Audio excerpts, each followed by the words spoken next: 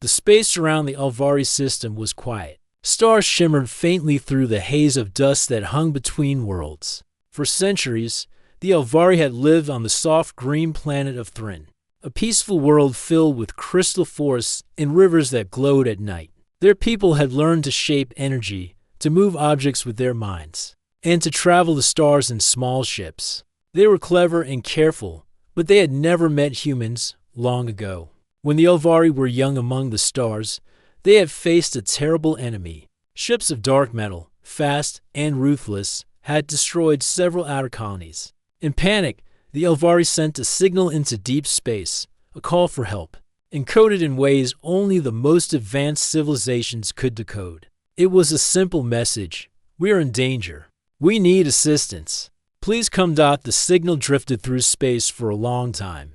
Thousands of light years passed, and it reached no one, or so the Alvari thought. On Thrin, children played in glowing forests, and the Council of Elders spoke of the past in hushed voices. The SOS had become a legend, a story told to remind young Alvari not to repeat old mistakes. They had never expected a reply. Far away, deep in human-controlled space, the signal finally reached the listening stations of Earth. The station was on a rocky asteroid orbiting a dying sun, far from human cities, far from human comforts. Inside, people worked with careful precision, their eyes scanning the data streams that constantly flowed from the stars. The humans had long been called Deathworlders by many civilizations. Their planet had taught them to survive harsh storms, acid rains, poisonous animals, and diseases that could kill in hours. Humans were dangerous in ways most species could not imagine. Lucas Gray stood on the observation deck of the command ship Horizon. He was tall and lean, with a face lined by years of service. His eyes were sharp, always calculating. He had spent decades preparing for the moment when humanity would meet other species in war or diplomacy. Now, he was staring at a strange signal, something no human had ever seen before. Aaron Blake, the tactical officer, came beside him. She was young, bright, and focused. She studied the data with careful attention. "Admiral," she said, "this is not a trap. At least, it doesn't match any trap patterns we know. The SOS is old, but it's still strong. They must be in trouble." Gray nodded slowly. "Still, we can't assume anything. Deathworlders don't respond to calls like this lightly. We deploy a full battle fleet. No diplomats, no half measures. If the Alvari are in danger, we protect them. If this is a trick, we destroy it before it reaches the core, on the bridge." The crew worked with precise movements. Nora Quinn, navigation specialist, traced the fastest route through the nearby star lanes. "We'll be there in 96 hours, she said. "I've plotted a course that avoids most Car Dominion patrols." Minimal contact. Daniel Rourke, captain of the lead warship, tapped his fingers on the console. His ship, the Vigilant, was a sleek, gray vessel built for speed and firepower. He checked the weapons systems, the shield matrices, and the communication arrays. Everything hummed perfectly. "The fleet is ready," he reported. "All crews are trained and armed. We leave at your command." Gray looked out at the stars again. He felt the weight of responsibility. Humans were feared across the galaxy because of their history. They had conquered, survived, and won battles that other species thought impossible.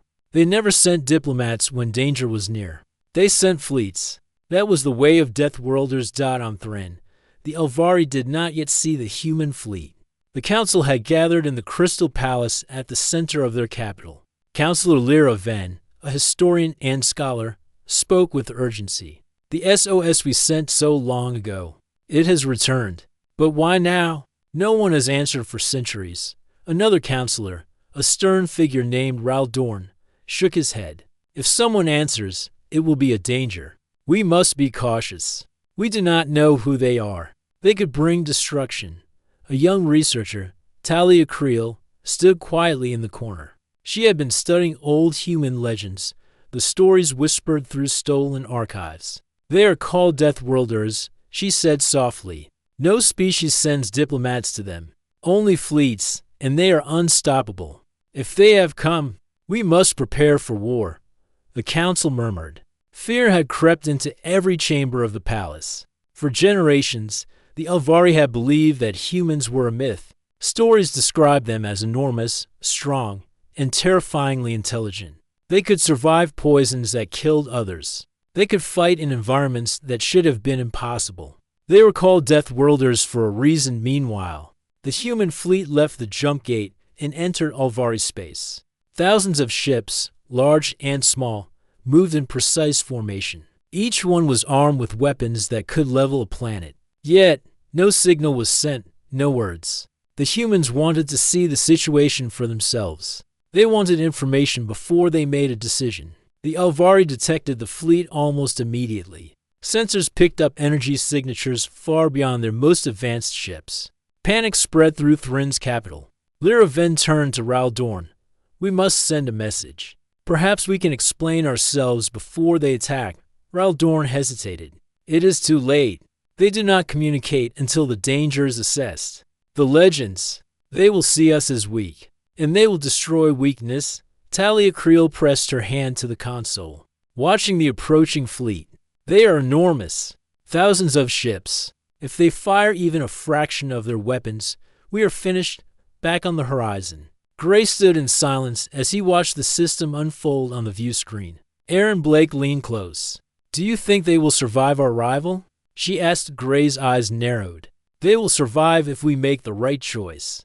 But we must remember, humans do not negotiate with weakness. We will protect those in danger. We will fight if necessary. That is all. As the fleet approached the Elvari homeworld, small scout ships moved ahead. They searched moons, asteroids, and orbital stations.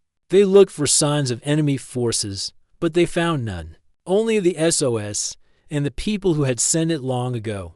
Nora Quinn's voice came over the comms. We have visual confirmation. Planet Thrin. Civilian activity detected. No signs of warships or defenses capable of challenging us. Energy readings show panic. They are frightened, Admiral. Gray nodded. Good. We are not here to punish them. We are here to ensure their survival. Keep all ships ready. Do not underestimate anything. Remember why humans are feared. We do not hesitate when it matters. Daniel Rourke adjusted his uniform as the Vigilant moved closer to the planet. He could feel the tension on the bridge. The crew had trained for battles against the Car Dominion, for attacks from rogue systems, and for ambushes in deep space. Nothing, however, could have prepared them for the silent fear of an entire species that had not seen humans before. On Thrin, the Elvari citizens could see the fleet moving closer. It was impossible to ignore. The sky glowed as warships entered orbit. Their enormous silhouettes stretched across the planet's horizon. Children cried. Adults trembled. The Elvari had sent a call for help centuries ago. Now, the help had arrived, but in a form they did not expect. Counselor Lyra then turned to Talia Creel. We have done something terrible, she whispered. We called for help, and now the Deathworlders have come. We may not survive this day. Talia shook her head. Perhaps we will. Humans are not demons. But we must be honest. They expect honesty. They respect strength, and they punish hesitation. We have none of the skills to match them. All we have is our need for survival. That may be enough. The first human ships landed on the outer moon. Scouts moved silently, weapons ready. The Elvari watched through their sensors, mistaking the maneuvers for an attack. Fear became terror. Every council member understood what the old stories had warned. Humans never come lightly. But humans did not fire. They did not shout. They only moved with purpose, preparing for anything. The difference between humans and other species was clear. Humans observed first, acted decisively, and expected others to survive or die based on their courage and honesty.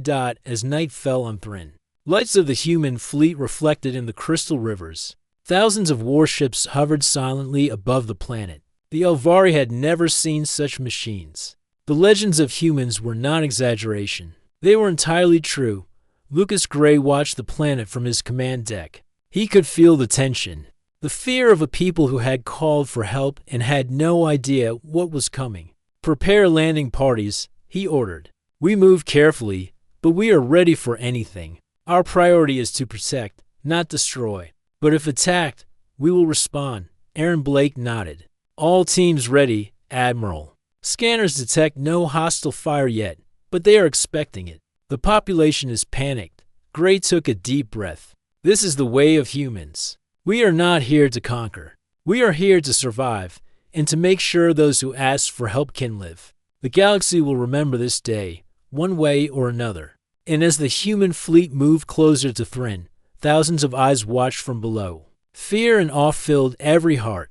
They had called for help, and help had arrived. But help had no diplomats, no soft words, and no hesitation. Only a battle fleet of Deathworlders, coming to enforce survival in a universe that had long forgotten the power of humans. The Elvari watched the sky with growing fear. Thousands of human ships orbited their planet, shining like cold, deadly stars. Panic spread across the capital city. Every citizen knew the legends of humans, the Deathworlders. They were strong, relentless, and terrifyingly intelligent. No species sent diplomats to humans. When humans arrived, they brought fleets. And their enemies often did not survive. Counselor Lyra Ven paced the crystal floor of the palace. We made a mistake sending that signal, she said quietly. We thought it was a call for help, but we never imagined they would come like this. We have no defenses strong enough to stop them. Raldorn, the stern counselor, frowned. Do you think they are here to destroy us? We have not done anything to them, and yet, they have come with weapons that can wipe out cities in seconds. Talia Creel shook her head. We do not understand humans. They are not like other species. The legends are true. They survive in places no one else can. They lift impossible weight. They fight endlessly. They do not bargain or negotiate unless it suits them. They respect only strength and honesty. Our fear is obvious to them. That alone may decide our fate. From orbit, the human fleet continued to move methodically. Scouts descended to the outer moons, scanning every surface. Sensors checked for energy spikes or weapon activity. Humans rarely wasted time on idle diplomacy. They needed information first, and then they acted. Admiral Lucas Gray stood on the command deck of the Horizon, looking at the approaching planet. Aaron, he said, what do you see? Aaron Blake studied the holographic displays. No significant weapon systems. Civilian activity detected in the capital. Panic is high. They expect an attack, not assistance. They are observing us through their sensors. They are afraid, but they are curious. This is consistent with species who have never met humans before. Gray nodded slowly. Keep all ships in formation. We move carefully, but remain ready. Their fear will guide us, but it can also cause mistakes. If they attack us out of panic, we respond immediately. If they surrender, we protect them. That is the way of humans. On Thrin, panic had reached the streets. Families huddled in homes, and children cried. The sight of massive human warships hovering above made every Elvari citizen feel small and helpless. Citizens whispered the old stories about humans. Some of the elders told children that humans had once conquered worlds far larger and stronger than Thrin. Some spoke of humans surviving poisons and storms that would kill an entire species. Counselor Lyra Ven turned to Raldorn. We must send a message. Perhaps if we explain ourselves, they will hold their fire. Raldorn shook his head. You do not understand humans. They will not respond to a message unless they consider it necessary. And right now, they are scanning, watching, learning. Any sign of hesitation or weakness will be noted. We cannot negotiate with fear. Talia Creel pressed her hand to the console. They are moving with precision. Every ship in formation. They are not here to bluff. They are not here to threaten. They are here to act, and they expect us to act as well. Meanwhile, human scouts landed on the outer moon to get a closer view of the planet. Aaron Blake led a small team, including Caleb Price, a specialist in alien technology. They moved carefully through the barren lunar landscape, scanning the surface for any signs of enemies. They found none. Only energy readings from the Elvari cities below. Caleb crouched near a rock formation, looking at the scanner. No weapons detected, he said. Only energy from civilian areas. This SOS was genuine. They were attacked long ago, and they may still be in danger. We should proceed with caution. Aaron nodded. Agreed. Keep scanners active. Prepare for anything. Remember, humans do not hesitate in danger. We respond instantly and decisively. That is what makes us feared. Back on Thren, the Alvari Council held an emergency meeting. If they attack us, Raldorn said, we have no chance. They are thousands of times stronger than our ships. We cannot match their firepower. We have no shields, no weapons, no hope of victory. Talia Creel spoke softly. Do you see the human strategy? They are not attacking. They are observing. They want to understand before making a move. That is what humans do. They respect knowledge and preparation. If we act recklessly, we will destroy ourselves. Counselor Lyra Ven rubbed her temples. We sent a signal for help, and now we may have doomed ourselves. They expect strength, honesty, and courage. We have none of that in this situation. Our fear is obvious. How can we survive against humans? On the horizon, Gray studied the data coming from the scouts. They are frightened, he said. Good. Fear is not weakness to us. It is an opportunity to observe. Aaron, continue monitoring. Prepare landing teams, but only if necessary. We do not land on a planet that may not require our presence. Aaron Blake nodded. Understood, Admiral. The population below is tense. They are watching every movement. Any sudden action may trigger panic. As the hours passed, the Alvari panic grew. Their attempts to communicate were met with silence. No signals were returned. Their sensors showed thousands of ships moving in formation, precise and unyielding. The Alvari began to believe the legends were true. Humans never sent diplomats. Humans never negotiated when danger was near. Humans brought fleets, and enemies regretted every mistake. Talia Creel watched the approaching ships from a high tower. They are huge, she whispered. Every story I read is real. The human ships are enormous, and their energy readings are far beyond anything we have seen. Counselor Lyra Ven turned to her. Do you think we can survive this day? Talia shook her head. I do not know. But humans respect courage, and they respect honesty. If we show them that we are honest in our intentions, perhaps they will spare us. Perhaps they will even protect us from the danger that still exists. The scouts on the moon discovered traces of ancient attacks. Old wreckage, burned ships, and remnants of weapons that had been abandoned for decades. Caleb Price studied the debris. This matches the SOS report, he said. They were attacked long ago, and some remnants still remain. The Alvari are telling the truth. This was not a trap, Aaron Blake nodded. Prepare the fleet for a cautious approach. We do not know the full situation. If there are hidden threats, we respond instantly. If not, we provide support. Humans are known for action, not patience, but we act only when necessary. On Thren, the Alvari citizens began to realize the truth. The humans above were not idle. They were waiting. They were observing. Their silence was not kindness. It was strategy. Every move the Alvari made was recorded. Every fear, every hesitation, every lie or truth. Humans did not forgive mistakes, but they respected truth. Counselor Lyra Ven stood by the window. We cannot hide, she said. We cannot fight. All we can do is hope that our honesty is enough. Raldorn clenched his fists. If they attack, we are finished. If they do not attack, we may survive. But we cannot predict them. They are unlike anything we have faced. They are humans. Night fell on Thren. The human fleet remained in orbit, silent and precise. The Alvari watched from their crystal cities, unsure if they were witnessing salvation or doom. The legends were true, and now they could see it with their own eyes. Humans were terrifying. Humans were unstoppable. Humans were Deathworlders. And yet, they were not attacking. Not yet. The Alvari had called for help, and help had come. But it had come in a way they did not understand. No words, no diplomats, only a fleet of humans, ready for anything. Lucas Gray watched the planet from the command deck. They are afraid, he said. Good. Fear does not make them weak. It teaches them. Humans respect knowledge and preparation. We will observe, then act if needed. That is how we protect life. That is how we survive. Aaron Blake checked the scanners again. Civilian energy readings are stable. No attacks detected. The SOS is genuine, but they are terrified. They have never seen anything like us, Gray nodded.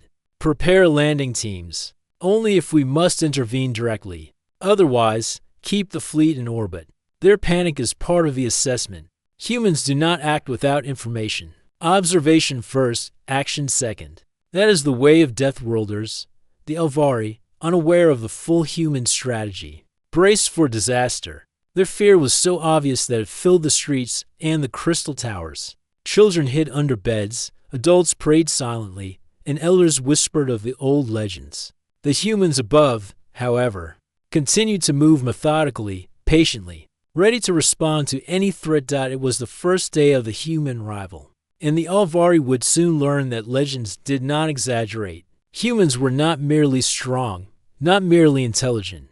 They were relentless, precise, and unyielding. But for now, they were observers, waiting to understand the situation before delivering judgment, protection, or destruction. And in the quiet crystal towers of Thrin, the Elvari realized a truth they could not ignore. Centuries-old SOS had returned, and with it, the most feared species in the galaxy had arrived. The Elvari did not sleep that night. Their cities glowed under the human fleet, each light reflecting off the crystal towers. Fear had turned into panic, and panic had sharpened into confusion. Citizens whispered rumors, imagining the humans as monsters or gods. Every movement of the ships above was scrutinized. Every scanner reading, every sound, every signal made their hearts pound. Counselor Lyra Ven stood over the main console, watching the approaching scout teams. They are landing parties, she said quietly. On the moons. They are assessing us. Raldorn shook his head. They are preparing for war. There is no other reason to come with such force. We have no chance if they attack. Talia Creel tried to calm them. They are only observing. Humans always observe before they act. This is how they survive and how they protect others. If we act recklessly, they will respond. But if we stay honest and cautious, we might survive. Meanwhile, on the outer moon, Erin Blake and her team walked carefully over the rocky surface. The air was thin, and the cold burned their lungs. They carried scanners, weapons, and shields ready for any attack. Caleb Price studied the readings constantly. No active weapons, he said. Only traces of energy from the SOS location. There is nothing hostile here. Yet something feels off. They expect danger, Erin nodded. That is human instinct. We always prepare for the worst. Keep scanning. Watch for traps. Remember, humans survive by expecting betrayal and responding instantly. As they moved closer to the abandoned outpost, they found evidence of a past attack. Burned structures, twisted metal, and scorched ground told a story of fear and destruction. This confirms the SOS report, Caleb said. They were attacked. They were not lying. But the attackers are gone. Only remnants remain. Erin frowned. Then why would the Elvari still fear us? They should see that we are not the enemy. Caleb shrugged. They do not know humans. They know the legends. They know only that humans bring fleets and destruction. They cannot understand patience, observation, or calculation. They only know fear. Back on Thrin, the Elvari misread the human actions. Ships landing on the moons were interpreted as preparation for invasion. Sensors picking up energy readings were seen as weapons charging. Panic spread across the capital city. Families barricaded themselves in homes. Schools emptied. The streets were silent except for whispers and cries. Lyra Ven turned to Raldorn. We cannot hide anymore. They will see us as weak. We must act to show strength, even if we have none. Raldorn clenched his fists. Do you mean fight? Against humans? Talia Creel shook her head. No, not fight. Show resolve. Show that we are honest and not hiding anything. Humans respect honesty and courage even in fear. If we do this right, perhaps they will see that we are not a threat and will not destroy us. Across orbit, Admiral Lucas Gray watched the moon operations with careful attention. They fear us, he said to Erin. Good. Fear is not weakness. It teaches them. But we are not here to terrorize. We are here to protect if needed. Stay sharp, observe, only act if necessary, Erin nodded. Understood. Our landing party is scanning thoroughly. There are no active weapons, no traps. This is a genuine SOS. They are terrified, but not dishonest. That matters to humans. They respect truth. Caleb crouched near a ruined building. I detect strange energy spikes, faint but irregular. Someone or something left these. Perhaps remnants of the attackers? Or maybe old weapons still functioning? Aaron frowned. We need more data. Let's move carefully. Humans never rush without knowing the full situation. That is how we survive. That is how we fight. Observation first, action second. On Thrin, the Elvari population grew restless. Rumors spread that humans were preparing to attack, that they would destroy the planet to punish centuries-old mistakes. Families hid children in the forests, praying to gods they had long ignored. Counselors moved through the city, trying to calm the population. Lyra then turned to Talia. If we try to flee, the humans will interpret it as weakness. If we fight, we are finished. What can we do? Talia studied the readings. We do not fight. We show them honesty. We show them courage, even in fear. Humans recognize that. That is our only hope. Meanwhile, on the outer moon, the human team detected a faint signal coming from the planet's surface. It was a distress signal, but weaker than expected. Caleb Price analyzed the readings. The signal is still active, but intermittent. Perhaps they are trying to hide it. Perhaps they are scared. Aaron nodded. Keep scanning. Humans respect those who survive, not those who surrender. We must prepare for anything. If this signal leads to a hidden threat, we respond instantly. If it is genuine SOS, we provide protection.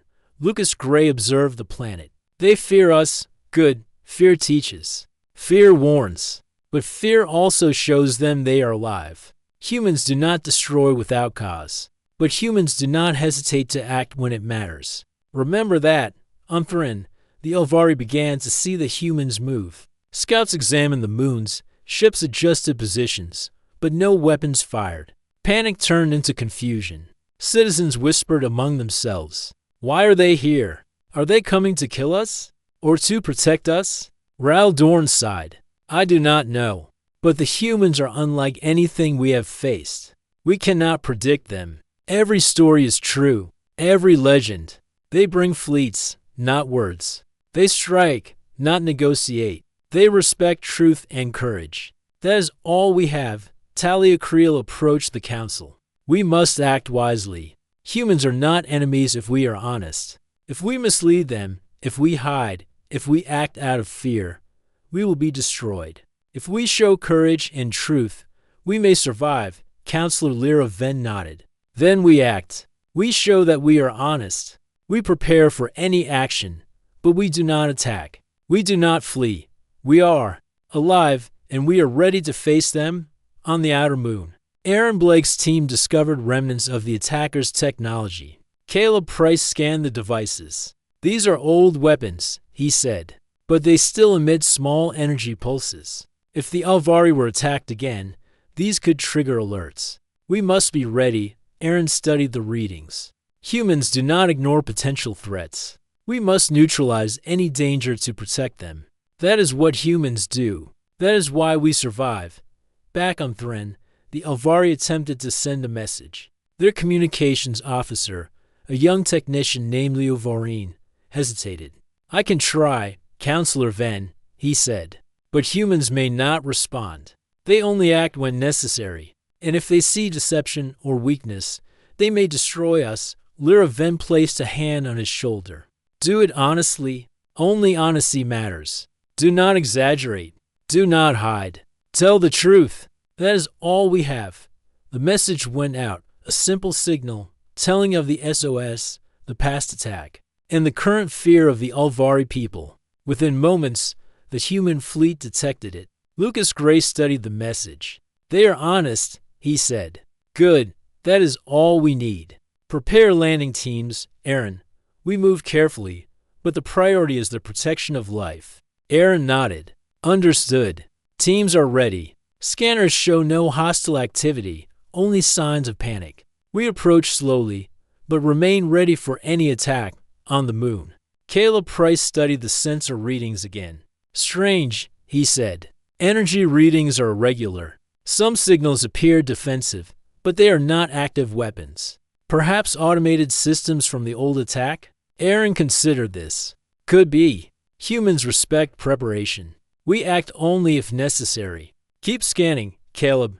Our priority is the safety of life, not destruction. On Thren, the population began to gather in public squares, curious despite fear. They watched the human fleet silently, noting that no weapons fired, no attacks were made. Children clung to parents. Adults whispered prayers. The Elvari began to understand something strange. Humans were terrifying, yes. But they were also observing. They were waiting. Raldorn muttered, I do not understand them. They bring fleets, yet they do not attack. They are not like anyone we have faced. They are humans, Talia Creel nodded. Yes, they respect honesty, courage, and preparation. Our survival depends on our truth and our will to face fear. That is the only language they understand. Lucas Gray watched the planet from the horizon. Observation first, action second. That is the way of humans. They fear us, but they live. We will protect them if needed. But we respond instantly if danger appears. As night fell, the first sparks of understanding began to shine in the hearts of the Elvari. Humans were unlike anything they had ever imagined. Terrifying, unstoppable, and intelligent. And yet, they were not enemies. Not yet, but the galaxy was not quiet. The remnants of the old attackers still lingered. Energy spikes, abandoned technology, and faint signals hinted at hidden dangers. The humans would detect them, and when they did, the Elvari would finally see why humans never sent diplomats. Humans came with fleets. Humans came to act. And when danger appeared, humans did not hesitate. The first night passed with tense silence. Both humans and Elvari observed, waited, and prepared. Fear had turned into understanding, and panic had become awareness. The first step toward survival had begun, and deep in the shadows of the outer moons, faint signals from the past began to stir, unseen by the Elvari, but not by the humans. Something waited, something that would soon force the two species to act in ways neither could imagine.